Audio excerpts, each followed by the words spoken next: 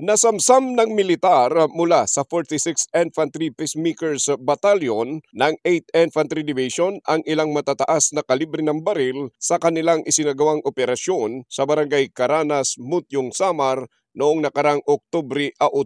Kabilang sa mga na-recover ang isang M60 machine gun, isang M4 rifle at dalawang M16 rifle. Ayon sa ulat ng militar, natuntun nila ang kinaroroonan ng mga armas sa tulong naman ng impormasyong ibinahagi ng isang miyembro ng NPA na kanilang naaresto sa lugar. Pinuri ni Lieutenant Colonel Marvin Inocencio, Commanding Officer ng 46th IB, ang kanyang mga tauhan sa matagumpay na operasyon na naglalayong tiyakin ang kapayapaan at kaligtasan ng mga komunidad.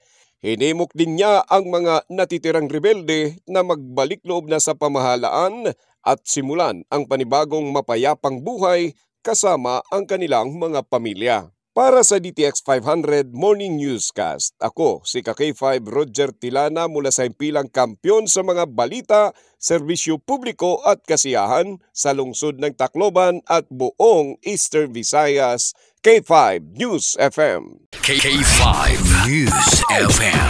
News FM.